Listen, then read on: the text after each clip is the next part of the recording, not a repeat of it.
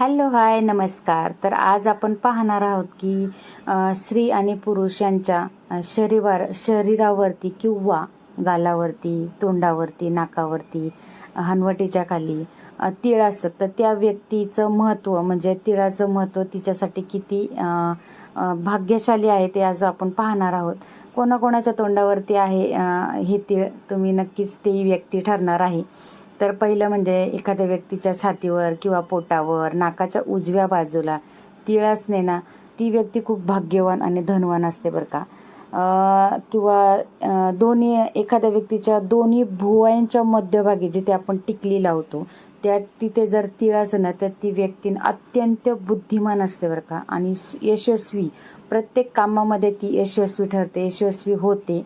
आणि एखादी व्यक्तीच्या जर गालावर किंवा ओटांवर तीळ जर गालावर असतो किंवा ओटावर असतो, तर ती व्यक्ती आहे ना आकर्षित, म्हणजे एखाद्या व्यक्तीला आहे ना लवकर ती पटकन आकर्षित करते, लोकांशी पटकन जोडली जाते, त्या व्यक्तीला लवकर अट्रॅक्ट करते ती.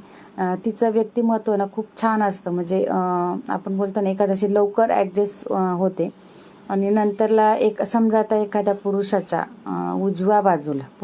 उजव्या बाजूला आणि स्त्रियांच्या डाव्या बाजूला जर ज्या व्यक्तीच्या शरीरावरती म्हणजे खांद्यावरती जर हे असेल, तीळ असेल, तर ती भाग्यवान मानली जाते, ते शुभ संकेत मानला जातो. स्त्री आणि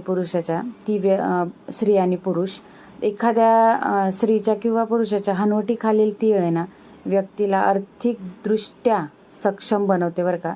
सर्व कामात ती यश मिळवून देते, म्हणजे स्वतःमध्ये ती त्या व्यक्तीमध्ये हे असतं ना की ती स्वतः कोणतेही काम करताना आहे ना मन लावून आणि त्या कामात आपल्याला यश कसं मिळेल याचा मात्र ती व्यक्ती ना खूप मनापासून हे करत असते आणि त्या व्यक्तीला ते यश मिळतं. ज्या व्यक्तीच्या हनवटीखालील तीळ व्यक्तीला आर्थिकदृष्ट्या सक्षम बनवतं ती. तर कसा वाटला तुम्हाला व्हिडिओ नक्की कमेंट्स करून सांगा. बाय.